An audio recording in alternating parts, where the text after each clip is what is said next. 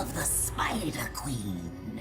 Hello, ladies and gentlemen, and welcome to Chair League. I am your host, Jason, here, joined by one of the most quickly up-and-coming casters that I've ever seen in Chair League, Hero Physio, joining me today. Welcome. Thank you very much for joining me here on the stream. How's it going? And I'm on Push to Talk. Awesome. That's a good start to the night. Oh, hello, Hero Physio. I just introduced you, but realized I was on Push to Talk. That's my bad. How's it going, buddy? Awesome. Thanks for having me, Jason. Great to finally make this work out. Very excited to be here. You've got some great teams playing tonight. Yeah, really excited. Trademark Gaming, one of the higher seeds here in Chair League for the Pro Division playoffs. Lizard Wizards, a very well-known team in the community, with, of course, one of the most popular streamers in the game, Solenity. So we're looking forward to seeing these two teams go head-to-head. First map pick here, Tomb of the Spider Queen by Lizard Wizards. Also, April Lynn, thank you for the follow. And yeah, right off the bat, both these teams coming out strong with these bans. Arthas and Sonya getting rid of some of those bruisers, and the Tassadar pickup. Trademark Gaming already looking for these for the sustain here on Tomb. Wow, interesting bans. Arthas is a typical first ban, and then the Sonya as a response. I think Arthas is really one of those solo laners that can work in the 4-man as well. So targeting out the Sonya as well, they're really limiting options for that solo lane. Surprising pickup on the Dehaka and Lucio now. They opted to leave the Zarya on the board. Probably not worried because they've already taken Tassadar. I think they're waiting to take the Zarya later in their rotation, but that could definitely be banned out. Yeah, for sure. Letting Lucio get through on this map is a very, very interesting choice. In the top tier of play, we see Lucio much further down in the priority list, but here on a map like this where rotation is so important, Lucio is going to be key to their strategy. Also synergizes well with the Dehaka pick, who has a harder time rotating without a mount. Vala also picked up with that Tassadar. Clearly, Trademark Gaming going for the carry Vala comp. And I'm surprised at the Malfurion ban over the Oriel ban. If you get Oriel, Tassadar, Vala, some teams can play that. Well, basically just carry that all the way to the core. Malfurion is strong in his own right. And I guess they don't want to deal with the ETC power slide into Malfurion roots either. I guess that's the one thing that Oriel may lack if you're comparing the two. Well, I'm interested to see exactly how well this ETC performs today. We've seen a little bit of changes with him, a little bit of a nerf to his health, which is already questionable with his general survivability, but it is replacing with armor, so we'll have to see exactly how that plays out here tonight. New follower detected. Yeah, you know what would be a great pick here? Would be the newest addition to Heroes is Cassia. You know, I think Cassia is going to be one of those direct counters to these hyper carry Vala compositions with the blind and the extra single target damage onto someone like Vala. But right now the pickup's going to be Tyrande and Sylvanas. Yeah, very interesting. We see I would have to guess that we're probably going to see Solenity out on that Sylvanas. Very good map for Sylvanas with being able to aid the push of these web weavers. And Tyrande Lucio, they're going to have a double support comp here, and a lot of lockdown between the Dehaka drag, along with Tyrande being able to make that target vulnerable and follow it up with that Lunar Flare. They're going to be looking to blow somebody up. The question is, who's the damage? Who's going to be the assassin for the side of Lizard Wizards? Yeah, really unique draft coming out from them. You don't typically expect Dehaka to be a solo warrior, so they're probably going to pick up another one, but Ragnaros going to be picked up on the other side, and with ETC, Arthas, Sonya, and Zarya taken off the board, I'm not sure where Lizard Wizards is going to go with their last pick. Yeah, they have a very open draft option here. I think you're right. Another frontliner kind of needs to be the pick here to really round it out correctly, but Doom's one of those maps where you don't always have to full engage. Poke is possible on these objectives where you can poke somebody out and then eventually collapse when you feel like the time is right. But the Ragnaros pickup is going to be really big for countering that Sylvanas. One of the only things you can do to prevent her from being able to push in after disabling those structures is the Molten Core to be able to keep that active, at least with Ragnaros. And it is going to be Diablo, so they're going to go with this double frontline, double warrior No true assassin over on the side of Lizard Wizards, so they're looking more for blow up potential with Tyrande and good push and rotations with Sylvanas and Lucio. I was going to say, if I had to guess, we might see either a Miranda or a Diablo Tyrande composition here, looking for that single target takedown. And I'm going to call it now. Lucio's going into a reverse amp, so they can slow some folks down and get those apocalypses, or maybe even lightning breath come out. Very interesting. And yeah, what is this? 2015 with Tyrande Diablo? I'm confused. But I do like the comp over on the side of Trademark Gaming. Much more standard. They still have pretty decent wave clear, which is a big priority here on Tomb of the Spider Queen. The double support is going to allow them to be able to carry Vala and allow her to play extra aggressive. Ragnaros great on this map as well. But should be an interesting game. We are loading in here to Tomb of the Spider Queen, Game 1 between Trademark Gaming and Lizard Wizards on the left. We have Trademark Gaming in the blue. KG Cogs is going to be playing the Vala. TMG Doctor on ETC Super is going to be playing the Ragnaros. Show on Tassadar, and Whiskers is going to be playing Rhaegar. Right on. And over onto the other side, Lizard Wizards, you're going to have Athrock playing the Lucio, Jono 306 on Dehaka, Vivans on Diablo, I-10 on Tyrande, and Selenity is going to be on Sylvanas. All right, gates are open here for Game 1 as both these teams looking to move on to the round of 8 here in the Chair League playoffs. And right away, we see the full cheese coming out. Selenity and crew are up onto this top wall, already taking it down. Ragnaros is going to be solo in the bottom. He's going to go ahead and pressure that a little bit. But here comes the rotation from the side of Trademark Gaming. They are going to be able to successfully push them away. Vivance getting caught out a little bit. We'll be able to charge out of that situation. And Kings is going to end up going down with that drag coming in. Very nice drag coming in from Dehaka as he burrows down to the bottom to answer to this Ragnaros push. Yeah, Trademark Gaming definitely was not ready for that. They all moved into the middle lane and had actually split Ragnaros down to the bottom. So they're hoping for a little bit of experience in the bottom lane. But that top lane, top fort being threatened already, one tower being taken down. Once a few waves push in, that tower is going to be completely empty. And the bonus takedown at the end with a great drag from Dehaka, that just helps seal the deal for them.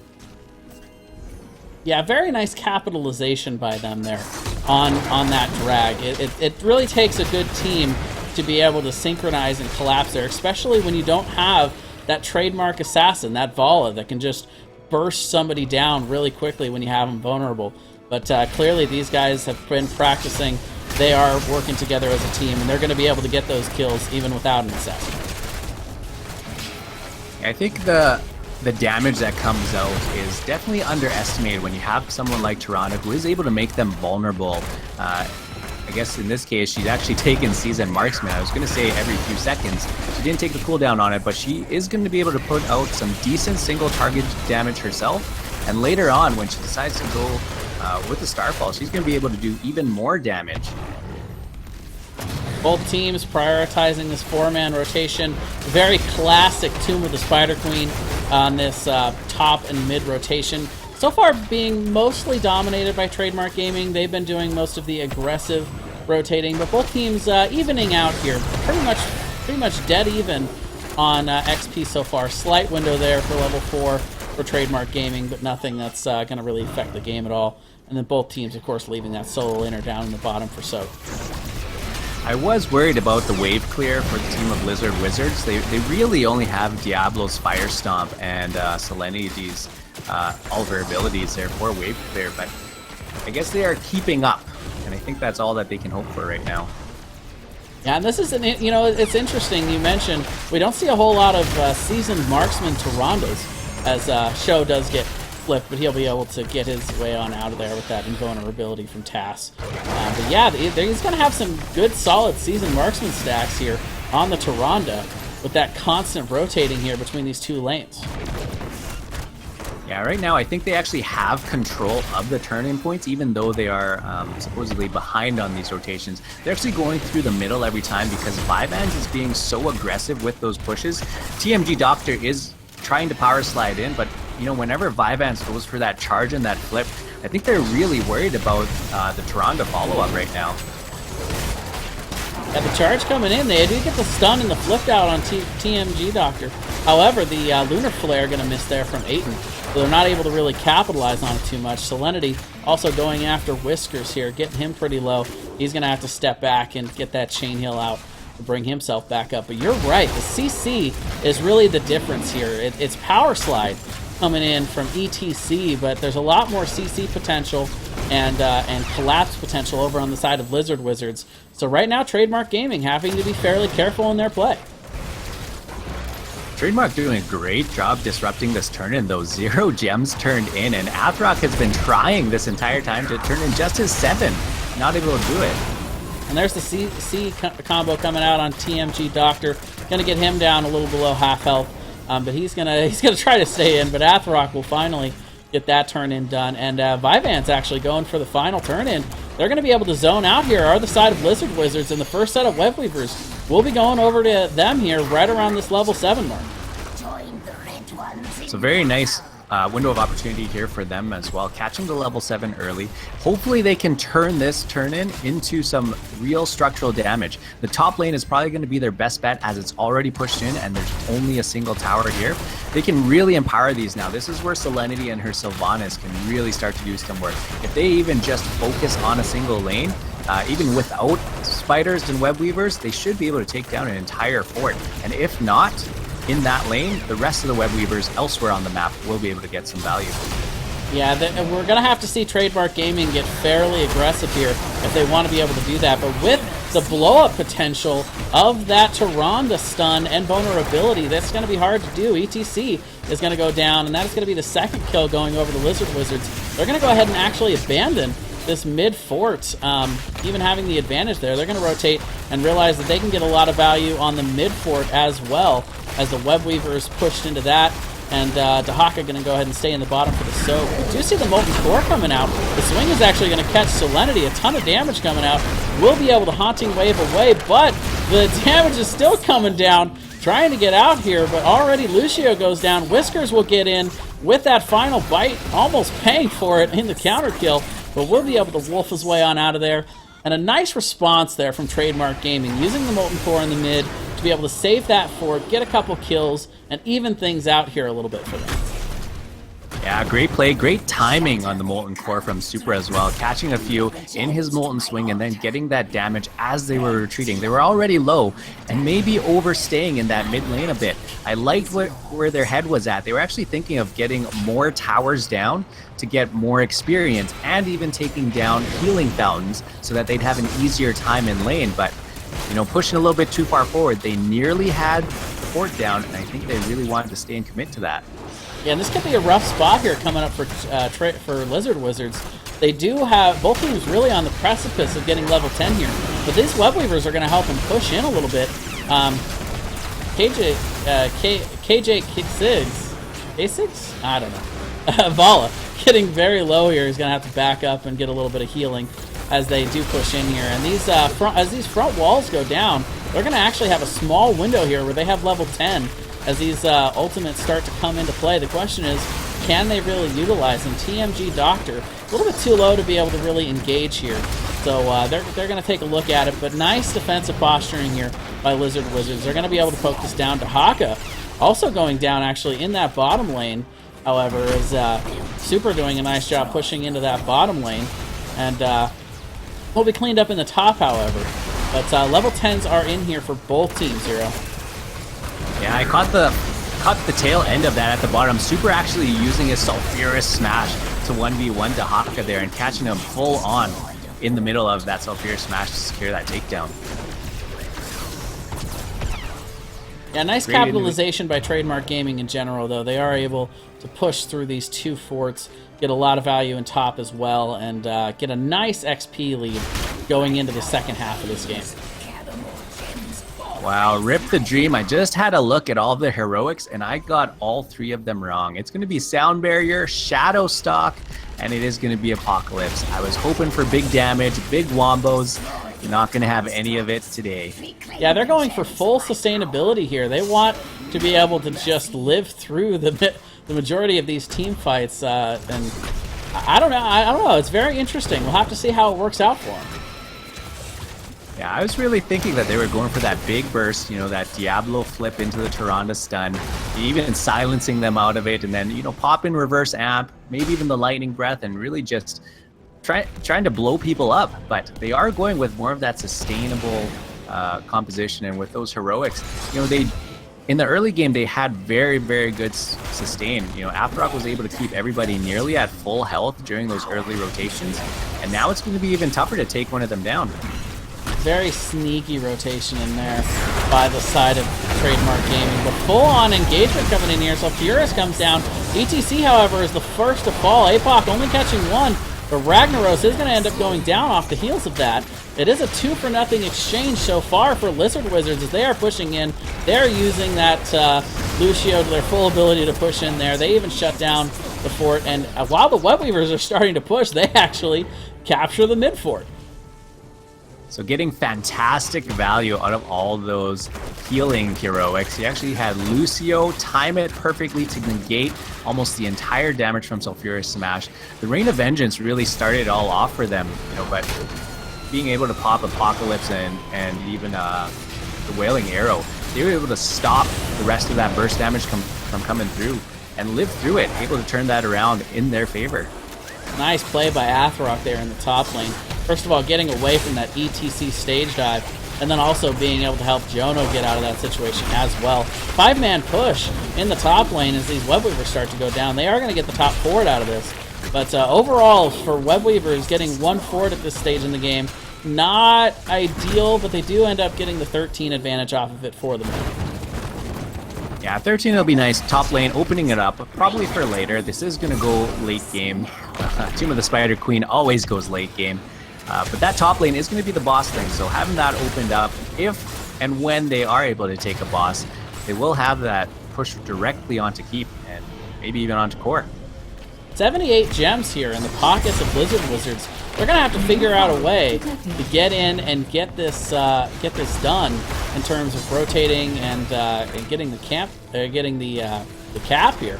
But right now, they're just kind of going straight forward on with this in the top lane, not trying to rotate anybody out, just trying to pressure them away in zone, see if they can maybe force them into a team fight here if they can win. But we'll have to see as this jostle in the top lane continues.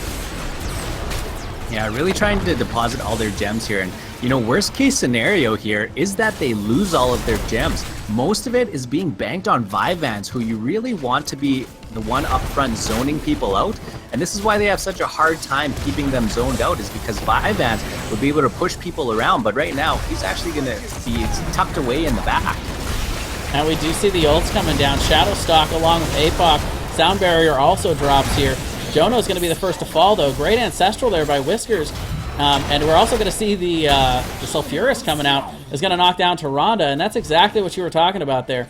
Not all of the gems. A lot of them were camped there on Vyvanse, but they are going to end up at least getting a boss off of this as the chase is on in the mid lane, going after Show here a little bit. They do have the opportunity to try and get a turn in the bot, but Tassadar is going to continue keep eyes on Vyvanse and try to deny that. Meanwhile, in the top, free boss going to be going over to Trademark Gaming. Yeah, great goaltending here, leaving Show to defend the 2 turn-ins with his vision and only splitting up 4 into the top lane to take the boss. So great min-maxing by Trademark Gaming here, understanding that, you know, if they sent all 5 up to the top, that would have been a free turn-in for Lizard Wizards. Yeah, immediately showing us why they're one of the best teams in Pro Division, or at least one of the highest ranked so far this season. Good, solid macro play coming out from Trademark Gaming. They're going to push with this boss just enough to help them get through a lot of that front wall, but they're not going to overstay either. Very nice rotation out by Trademark Gaming, playing it safe, realizing they've got the lead, 16's on the way, no need to throw here. Yeah, they are going to take the Bruiser Camp in the middle lane here and steal that away. They are de-pushing all of their lanes here, trying to race to level 16. And if they can get level 16 here, they can eventually maybe just slowly siege down one of the keeps here. Vyvanse is finally going to get those gems turned in, however. Salinity will be interrupted, so those 28 gems, or 22, are going to remain with her at the moment. 7 away from getting a turn in here is the side of Lizard Wizards. they're wanting to try to force here before 16. But the big issue for them is if they do get a Webweaver turn in here, Trademark will have 16. They're not going to have the ability to really push with it at all. Wow, Molten Core coming out here to deny them even further. So they're doing a great job controlling these 2 turn-in points. So Fierce Smash actually even coming out there. Maybe that was just a warning shot, letting them know that these are our turn-in spots. Dominating the map right now. Trademark Gaming just showing that they came out to play here on Tuesday night. And very, very entertaining game so far. These teams have been back and forth. Even though Trademark's about a level lead ahead here, we've also seen a lot of good moments for Lizard Wizards, and they are going to get the turn in here. Level 15 still about 3/4 of a level away, and it does look like Trademark is looking to force, but nice disengage by Lizard Wizards. They're going to back out of this situation, run around the map and try and get 16 and look for something that they can capitalize on. Yeah, their web weavers are really pushed back beyond on their own half of the map right now. So it's going to take them some time to push up here. And, you know, the top one is going to slowly make its way up, but the bottom is where most of the attention is. And they need to get some vision here before they get collapsed upon. Yeah, here comes the rotation in from Trademark Gaming. Lizard Wizards are stuck in here. They are not going to be able to get out of this situation without an engage. Right away, APOC coming out. We are going to see the Shadow Stock coming down. Haven't seen a sound barrier, still 5 seconds away. Super will receive the Ancestral from Whiskers. Stage Dive coming in. Vivant's getting very low. Will get the sound barrier at the very last second, but it's not going to be enough. Level 16's just not there, and that's going to be a full team wipe by Trademark Gaming. A full team wipe, and they are actually ignoring the web weavers, and they're pushing in for a keep of their own. So great power slide from TMG Doctor to initiate all of that, start that off. Rain of Vengeance is lined up perfectly, and they're able to get the takedowns off that. Super being really aggressive on the front too, hitting his living meteors. Man, Whiskers is fearless back here. Yeah, he's played very aggressive Rhaegar style. But still able to get away. Hashtag just Rhaegar things. Whiskers making the plays, keeping Vivant zoned out there.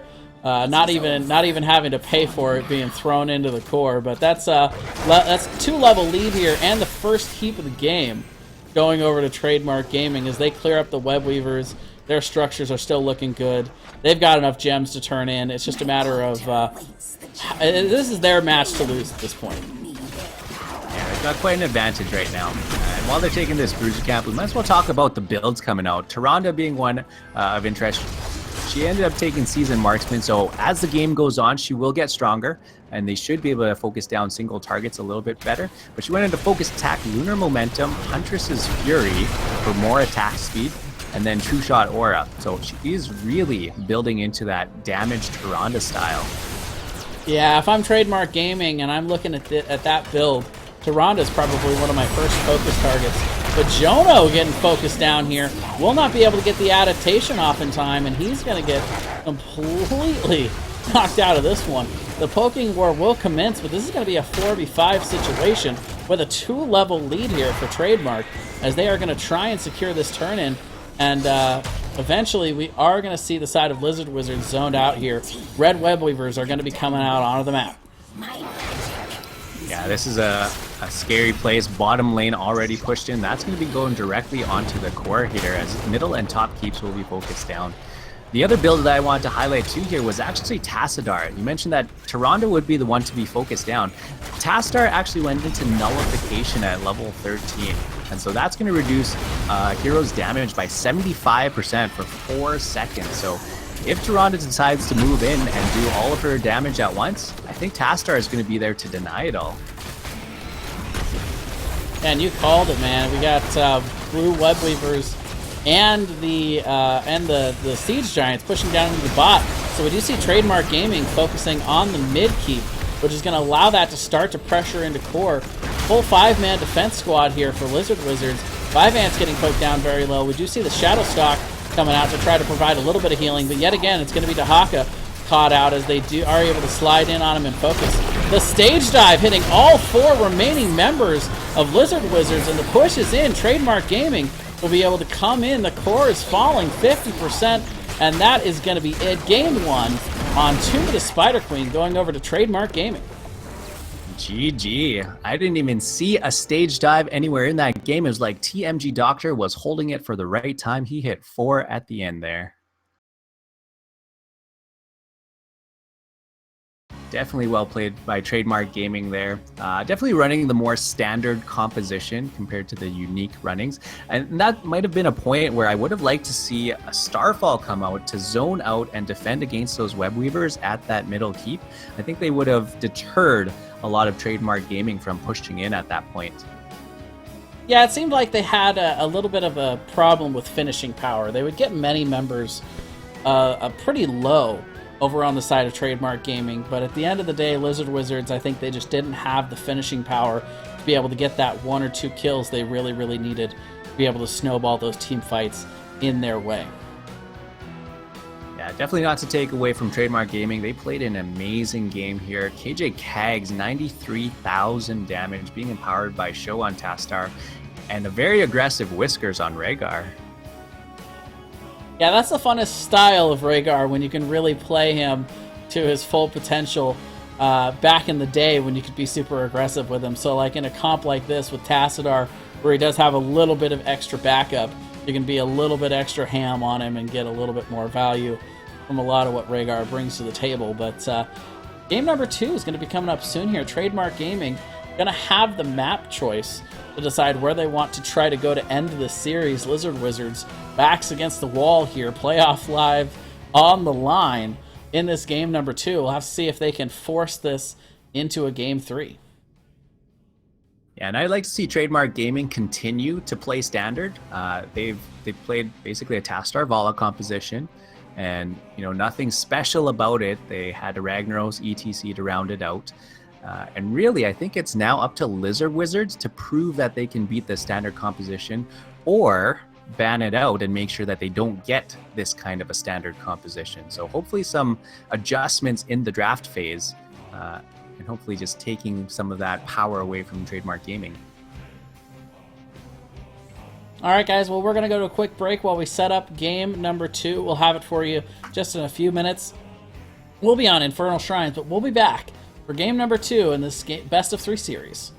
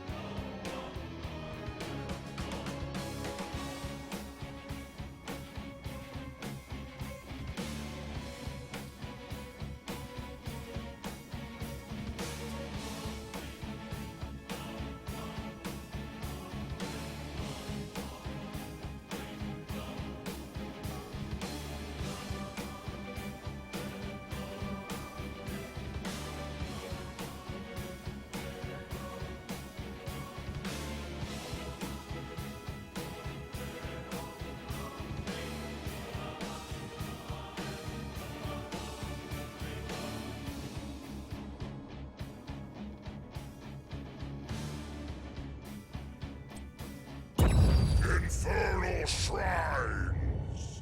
All right, ladies and gentlemen, welcome back. Game 2 is going to be Infernal Shrines. First pick, first ban, going over to Lizard Wizards. Like I said, Hero, they've got some adjustments to make here, I think, in this draft. But being first pick, first ban, going to put them in a good position to make it. And there it is, the Respect ban coming out right away from Lizard Wizards. Going to be the Tassadar. I love it. The shield meta, alive, strong, and kicking. We actually have Tassadar globally banned out in the SEL, and nobody wants to play against it. And so, as a first ban, I think definitely worth it. Zarya following up. You don't want either team to have that advantage in terms of shielding, so you ban them both out. And guess who's left? Medivh. Hopefully, makes an appearance. I would love to see a little Medivh play. We don't get to see a whole lot of that. But Sonya, going to be the first pick up here. Very, very good hero on this map. Good at being able to solo the camps. Good at being able to clear and control these shrines. Only other hero in the game that rivals her ability to do that is the Queen of Blades, a.k.a. the Queen of Infernal Shrines, Kerrigan. So we'll have to see if Trademark Gaming wants to try and pick that up. But they will go with Malfurion. Probably one of, if not the strongest healer in the game. Also very good on this map for the sustainability and his ability to aid in clearing from a distance, clearing those creeps off of the shrines. Wow. Instant Arthas Lucio pickups here. Not even time to comment on it. I was going to say, if I had to guess, Trademark Gaming is probably going to go less towards the melee because you don't want to stack up on Sonya and give her that extra healing on that whirlwind. So I could see them moving into something like a Gul'dan, and then even another ranged auto attacker like Greymane, and going something like triple backline with a very solid front line, someone like Muradin or Johanna. Yeah, this draft just flying by here. Falstad also picked up by Trademark Gaming. A good global hero on this map to be able to get that side soak out and still be able to collapse in to aid in picking up these shrines and punishers. But Arthas Lucio, very common combo right now with Lucio's ability to boost the team and help them gap close, and Arthas' ability to slow the team and prevent them from disengaging. Also, very good for Sonya. One of Sonya's biggest issues has always been her ability to stick on a target. You put Arthas' slows to go with that. Makes her a very viable hero in this game.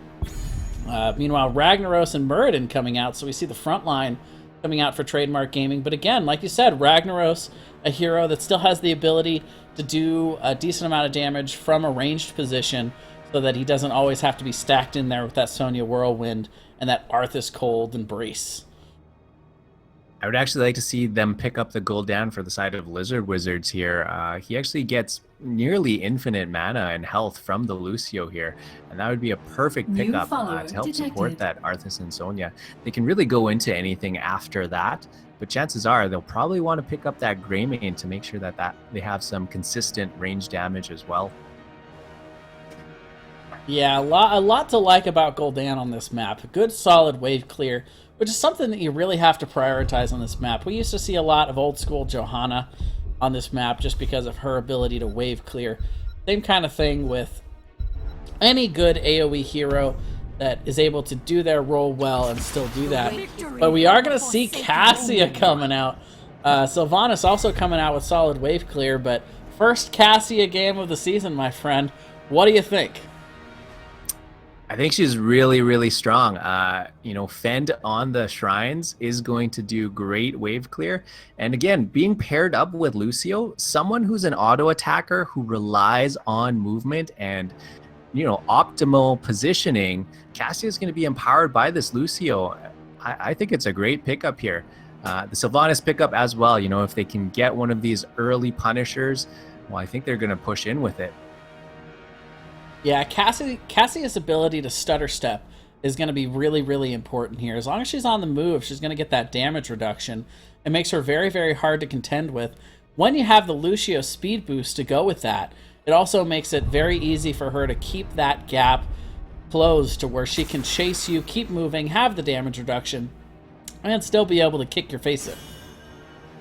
I gotta say, I am a little surprised. They don't have very many heavy auto attackers. You usually see Cassia come out. I'm expecting if you see someone like Vala, Greymane, Lunara, maybe even Sergeant Hammer, I think that's where you'll see Cassia come out more. Against Ragnaros, Gul'dan, and Falstad, you know, they can all build into more ability damage style kits. And so, going to be very interesting. I think, you know, it's going to be Solenity on Cassia this time, not Sylvanas. So we'll see how she decides to build her. Yeah, we've seen anybody that's a fan of Selenity's stream, we've seen her working on that hero in the beta, so I'm not necessarily surprised to see it coming out from Lizard Wizards, but you know, first game, you have a little bit more leeway with the ability to try something that's maybe a little out of standard, but then, you know, that second game, your back's against the wall if you've lost it. You only got that one game left. Time to pull out something a little bit more comfortable, something you've been working on that you feel like you can spring on your opponent, and that is exactly what Lizard Wizards are looking for here. So we are loaded in here to Infernal Shrines, game number 2. Trademark Gaming up 1-0 over Lizard Wizards on the left in the blue trunks. You've got Trademark Gaming. KJ Kags is going to be playing the Falstad. Whiskers on Malfurion. Show is going to be playing Gul'dan. TMG Doctor on the Muradin, trying to jump on out of the Nexus. Probably not a good idea. And Super is going to be playing Ragnaros. And for Lizard Wizards, they're down 1 game, breaking out the first Cassia game of the season. Solenity is going to be on Cassia. Jono 306 on Sylvanas. Athrock playing Lucio once more. Vyvanse switching up to Arthas. And Itan on Sonya. So no cheese coming out this game from Lizard Wizards with that pickup on Sonya. Solenity poking around, trying to see if she can find anybody. We'll finally find a couple people here in the mid. Vyvanse coming in with that superior wave clear on Arthas. And they're going to back on out. Get Athrock to get that speed boost up and rotate on aggressively down to bot. I will say, with the first game of Cassia here, they may actually surprise them. Because she's so new, some teams have not even had a chance to play her. Some teams I know don't even play in the PTR, so they're not really sure what those heroes are capable of, other than what they see on YouTube videos and maybe Reddit, but they haven't really played against it yet, so sometimes it catches you off guard. I think Solenity and Lizard Wizards might have that chance here to catch Trademark Gaming off guard. Yeah, and the nice thing about the structure of drafting is that there is something that catches you completely off guard. You can always ban it out in the next game and not have to worry about it. That's kind of the beauty of having new players in here and new heroes in immediately for Chair League. It gives you something to have to worry about, but there is always that ban if it's something you really just don't want to have to deal with. And I'll be keeping a close eye on Cassia's build here. At level 1, she did decide to go into Charged Strikes. And for those who don't know, it's an activatable that increases your basic attack damage by 25%, and it bounces. So, you know, with a solo heals Malfurion here, he's going to have to make sure that he spreads out those heals and make sure that, you know, some of those single targets may go down pretty quickly, but it's those other targets, those secondary targets, that may be the ones that are focused down.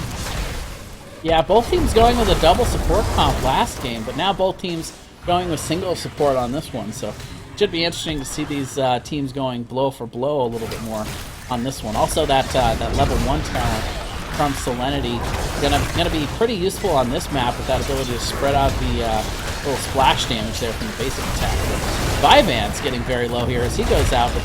TMG Doctor having to back out here. Muradin does have the ability to heal up, but he's going to have to stay out for a little bit. Meanwhile, a little bit of a lead here, but slowly catching up is the side of Lizard Wizards. Full 10-man commitment to this first shrine. Both teams are going after it. Super stepping out a little bit to try to get some extra damage out with that smash there. But ultimately, it is yet again Lizard Wizards that are getting the positioning here. They are just about caught up, 27 to 28.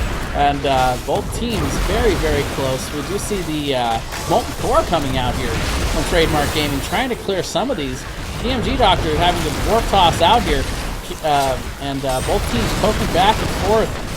One left, and it is going to be Trademark Gaming picking that up. They do sacrifice Muradin in the process, but whew, close one there, Hero. A lot of action in that one, and back when it first started out, it was a very aggressive 4-man initiation into 5 because Itan on Sonya had made a bit of a slower rotation from the top lane. But Lizard Wizards actually won and came out on top in that 4v5. When they backed up, they were able to tap up, and at the end of that, they focused down the Shrine, and Super was able to hop onto that Molten Core and secure that first Punisher for them. Yeah, not the first time we've ever seen a Ragnaros using that ability to be able to clear, but something that means he's not going to have it later. They got to be very careful here not to lose any big team fights or get in too many scrimmages and get picked, because at any time, Lizard Wizards with that Sylvanas can always go after one of these structures should they get some kind of advantage, and they don't have Molten Core to really be able to counter it this time, or for the moment at least.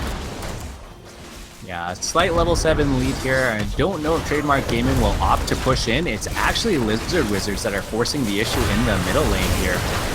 And Athrock here is getting a little bit low. TMG Doctor forcing him out. Big damage coming out from Show here, and so they need to back off. That's a great play there by TMG Doctor. I'll tell you what, man. Sometimes the best offense is a good best defense is a good offense, I should say. But meanwhile, Show actually getting caught out here. Nice job by Athrock and Vivans, along with Solenity there, being able to get in there and get him picked as soon as they had him stuck. TMG Doctor doing a nice job of pushing forward and taking the focus off of Show in the mid lane, but then in this aggressive rotation down, steps out again and is not so lucky the second time around. You know, I think Gul'dan is going to have to be extra careful from now on, because if you take a look at Kassia's build, it was Inner Light at 4, which gives bigger blind radius, and whenever you're stunned, you get a little bit more. But it's that level 7, Impale.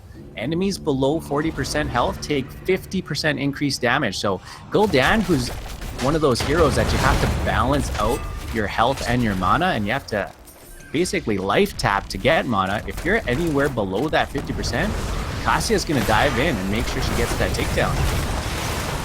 And Athrock also having the ability to help them engage. Muradin's going to end up going down here. The cleanse not going to be enough to get him out of that situation. And what a terrible time to lose your frontline tank at this point, as the Shrine is up and Lizard Wizards do not hesitate in jumping on it. And like I said, they may be getting surprised here by that burst damage from Solenity on Kassia here. Ooh. Again, another Fend jumping in. She gets another takedown. Yeah, they're having no problem getting picks here. Are the side of Lizard Wizards in this one. And doing a nice job of also capping that top Shaman camp. That's going to be pushing in the top lane. Going to require Muradin to go up and get it. Level 10's picked up here by Trademark Gaming, but they're not really in any kind of position to capitalize on it. Now, I do like what KJ Kags was doing, though. He was pushing in that bottom lane the entire time. Itan here is going to find him in the bottom lane, but KJ Kags, you know, pushing all the way in, did get them to level 10. Even though they couldn't use it to go back onto the Shrine, they will have it for this defense, and that'll keep them in the game here. Molten Core also back up here for Super. Going to be able to do a nice job of countering the Black Arrow shutdown here from Jono. But they'll be able to take down the Punisher without too much trouble. They lose a good portion of that front wall, but yeah, nice job on defense there to Trademark Gaming. Yeah, Jono's trade, he doesn't get any of that once Ragnaros is on that Molten Core, and so they get to do more damage onto the Punisher as it jumps in. So zoning them out, you know, they may opt to, with future Punishers, look to push an off lane and use that trade a little bit more. Pretty greedy rotation here by the side of Lizard Wizards, trying to find a pick somewhere. Not choosing to side soak at this point. They are almost a full level behind here, but instead choosing to continue to go after picks at this phase in the game. They do eventually send Aiton up to the top lane to counter that push from Super. But they're still rotating pretty aggressively here.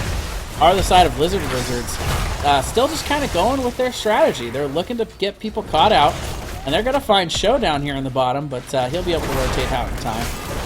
So far, no going for them as they are going to have to clear up this bottom lane. Yeah, maybe a bit of a risk reward that they're going for here. I think the idea is if they get some of those takedowns, they've got a Sylvanas, and they can really punish. Even getting just one takedown, they can siege up one of those forts and take down the entire thing if they don't respond properly. Maybe snowballing it into further takedowns. So they're missing a little bit of soak in the middle and the bottom waves every now and then, but I think they're really looking to make a big play. Yeah, they do have that slow ability with Vyvanse to pair with Athrok's movement speed increases here. So they are trying to take advantage of that. I think you're totally right on that. Meanwhile, Shrine activating in the bottom lane. Advantageous spawn for the side of Trademark Gaming, as they have their fort and the well in the bottom. But if they are able to pick up this Arcane Punisher, it's going to be pushing right into the keep of the side of Lizard Wizards.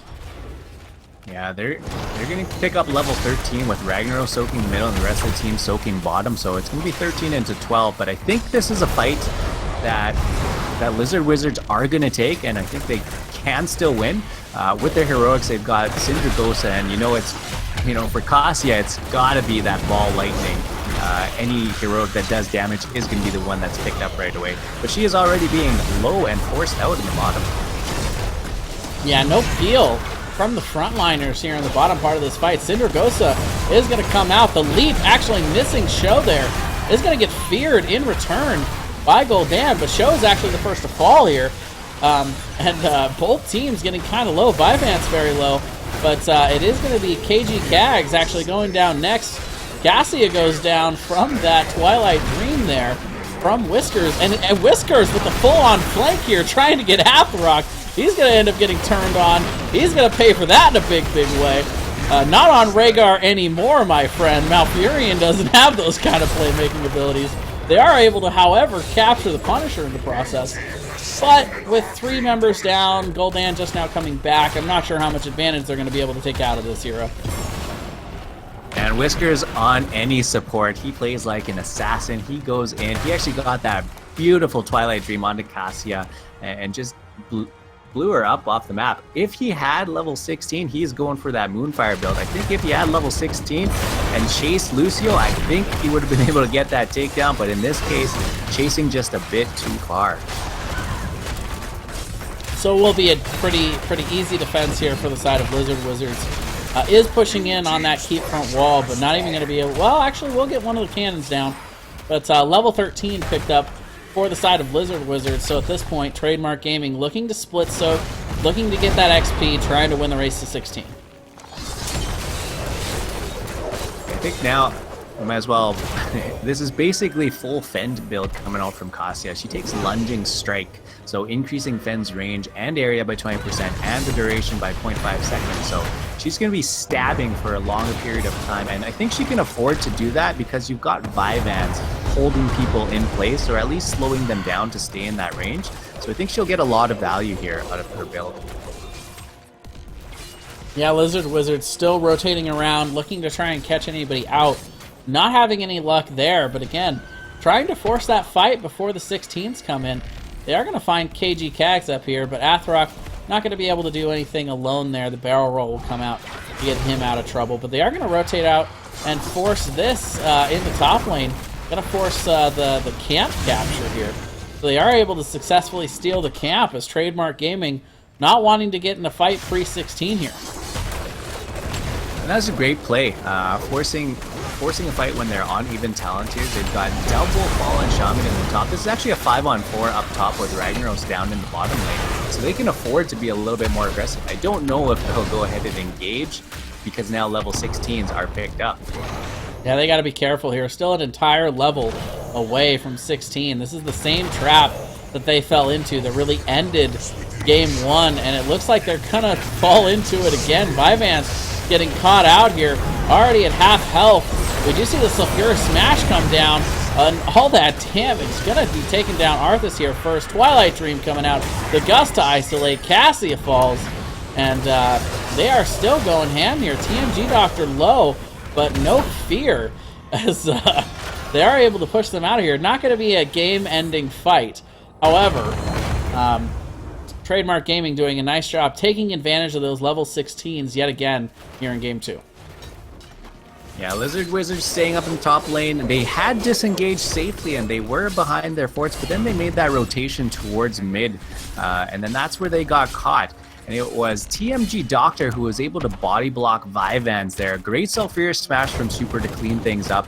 And then on point, Whiskers with those Twilight Dreams again.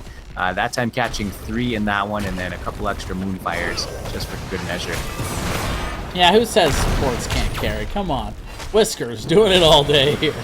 That's nice capitalization yet again by Trademark Gaming. They get the advantage, and they are going to be able to pick up the Frozen Punisher. Going to be pushing into the mid lane, actually. The only lane that Lizard Wizards still have a fort on. But level 16s have been picked up here in the arc. They are finding KG Kags, but the Gust and the Fly Out to get himself out of that situation. Very nice moves there. Yeah, and I like that attempt there up at the top lane, just because Vyvanse is going down in the middle of there, the Punisher jumping onto him. I was going to say, I like that rotation up to the top. They knew they were going to concede the middle fort. They were going to make that defense on the middle keep, and they tried to catch KJ Kags out, but just not quite getting him. Punisher jumps in. TMG Doctor jumping in with him, and with that damage from Molten Core, 2 more go down, 3 for nothing so far in this push, and this could be it. TMG, Trademark Gaming, coming in here, going after Cassia. Serenity going to go down in the top there. The core starting to fall, the Punisher's going on it.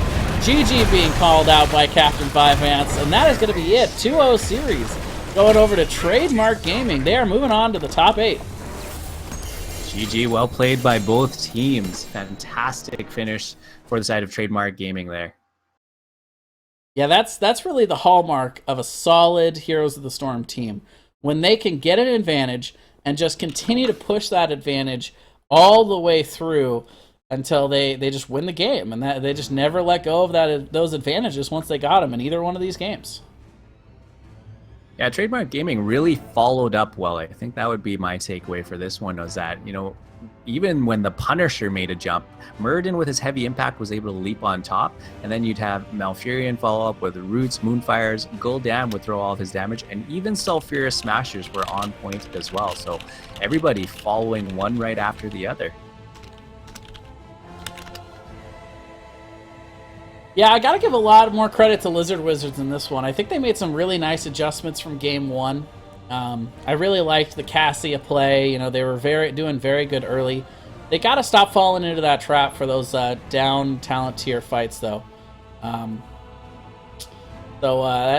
think that's the big thing. They were doing really great in both of these games right up until those big fights broke out, and the snowball was on after that. Yeah, I really like the compositions that they pulled out. Very unique, very interesting. Of course, seeing that first Cassia. And that build, you know, it had great potential. 3 takedowns in that mid-game. And, you know, they weren't able to capitalize too much on some of those takedowns. They were able to get one of the Punishers. And then, of course, the power of Ragnaros on Molten Core was able to deny a lot of that. With that Lucio Arthas, I think they had some playmaking potential as well. You know, again, being a risky rotation from the top to the middle was unfortunately caught by Trademark Gaming, so that may have just been the only place where they were mispositioned, but short of that, they played very solid. Yeah, very impressive play coming out from them all around, again proving why they were one of the highest ranking teams going into this playoffs. I'm going to be interested to see how far they can go, maybe even putting up a fight against our overlords here in Chair League. Brawls Deep.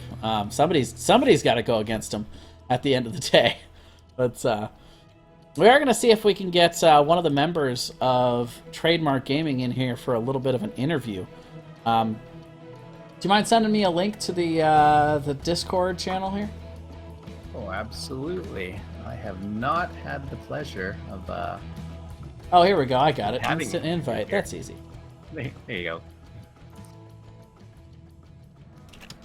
All Yeah, right, so very we're gonna exciting have. here. I actually just casted another Pro Division game, and so 8 Door was moving forward. I'm really excited to see some of these teams meet up for the rest of the playoffs. Yeah, so we are going to be joined in here by Show, Gul'dan on that last one. Top hero damage in the game, and I know you like to do a little MVP award, Hero. So what do you say this match? Who's your MVP? My most valuable hero on this one has got to be Super. Super playing a great Ragnaros, and he was able to use Molten Core at the right time, and his self-fierce smashes were definitely on point, able to secure stuns, not just damage, but actually hitting heroes in the middle, and great follow-up there. So he played well into the face of someone like Sonya. Sometimes Ragnaros can really just be forced completely off, and so whenever he was forced off, he went back and got value using his Molten Core. So really well played there. All right, so we are joined in here by Show. Welcome, my friend. Hi. Congratulations. Thank you. How's your team feeling right now? We're feeling pretty good. We were missing one player today, but didn't seem to hurt us too much. Getting it done with a sub. That's what's winning in style, my friend. Yeah, So I heard you guys just nominated Super for MVP. Actually, the sub. okay. Well, Yeah. I'll try not to make a super pun right now, but very nice plays coming out from him. But your team, solid rotations, solid objective prioritization, and very good, a very good job of taking advantage of a lot of those talent tier advantages, as well as man advantages. How long has this team been playing together? We've been playing together since it was November, but we've taken a few breaks, specifically around Dorm, because I participated in Dorm, and so did Kegs. Very nice. Do you guys have any expectations going into these playoffs? Any big goals that you guys are trying to meet? We do think we're a top 4 team in Chair League. All right, so I haven't actually looked at the bracket myself. I'm going to have to go take a peek and see who you guys are slated up against next week. Do you have any questions, Hero? Yeah, congratulations once again, Show. A great game from you guys there. I was actually wondering what you thought about Cassia showing up in the match. She had a few takedowns in that game, and I think that might have surprised some of you guys. Were you guys caught off guard at all? We actually ran into Cassia in Team League, and it scared us in Team League. We haven't really had a chance to play against that hero, and only our healer has really got a chance to play it, so we're not used to the hero that much. So I was coming into the match, I was planning on banning it, but looking at their profiles, they only had one player who had played her to level 6. So it caught us off guard a bit because we didn't think they were going to play her, but they also weren't experienced playing with Cassia since she's so new, so it wasn't that difficult for us. Sounds good. I do want to draw attention to your build. I didn't call it out in the game here, but you did opt for the Q build. And so I always ask what heroes prefer, whether it is the Corruption, the E build, or if it's a Fell Flame Q build. I think Q build is stronger right now, and especially into Cassia, it gives the guaranteed hits on Cassia, because she's weak into the mages. I think the Q build allows you to use all your abilities for wave clear and just gives you more consistent damage and sustain once you hit 13 for the spell armor. Yeah, and you definitely showed that with your top hero damage. So again, well played on the Gul'dan.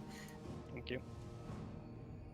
All right, well, you guys are going to be moving on to the top 8. You guys are going to be facing the winner of Pro Throws versus Murky Mark. 3 seed versus 14 seed. You guys are. I assume you guys are going to be looking forward watching that match on Thursday night and seeing who you guys are going to be going up against. Any preference? We're pretty sure we're going to go up against Pro Throws. We have played them several times. We've scrimmed against them a couple times. Know one of the guys on that team. He tried out for our team, actually, and it was a spot we already had filled, though. I do All right, have one so you guys final got question. some nice. You guys got some nice history with those guys, so we'll be looking to Yeah, a see little if rivalry they end going up being your top 8. You're a top 8 opponent. Yeah.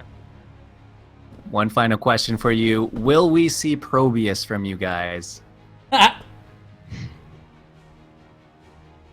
have been toying around with Probius, but All right. can't say for sure. Well, there it is, ladies and gentlemen. You heard it here first. Probius confirmed on the next match for the side of Trademark Gaming. No. A I know who I'm secret strat cheering for. in Team League, the one time we ran Gaslow Probius Stitches, worked like a charm. Beautiful. All right, well, thank you very much for joining us again. Congratulations to you and your team. Go celebrate, man. Have a good time. We're going to see you next week. Thank you. All right, GG. I would just like to call out for Kegs. He's our shot caller and the reason we capitalized and had such good rotations in that series. Very nice. Awesome shot calling by your guys' team. Like I said, you guys had awesome rotations and decision making in general. Let me take this opportunity for butchering his name so many times throughout the match, but yeah, big time plays coming out from you guys, and can't wait to see you guys next week. Okay, thanks for having me. Absolutely. Okay, All right, see ya. guys. Well, that's gonna do it for us. Thank you again, Hero, for joining me here tonight. It was a very, very fun match that we got to cast for, and it was good having you on, man. It was a good time. Yeah, Jason, thanks for the invite. Thanks for having me here. Great series, a great set. I love watching these games, and it's even more fun when we have co-casters. You get to bounce the energy off of each other, and I use that just because Cassia Ball Lightning. But I get it now. yeah, I'm pretty excited to cast some more. This is going to be the final weeks here. And if you are interested in Chair League, go get yourself a team. If you are playing, I'm also casting a few games over at my channel as well. That's over at Hero Physio. But thank you, Jason. Thanks for having me on your side of things. Absolutely. You're welcome anytime, my friend. Glad we could finally hook this up and get this done. So that's going to be it for Chair League for us tonight, guys. Thank you very much for joining us. I'm going to be restarting the stream, doing a little playing myself here in probably about 10 or 15 minutes. So you guys can feel free to stop on by for that if you guys are in the mood. And have a good night, everybody. Take care, everyone.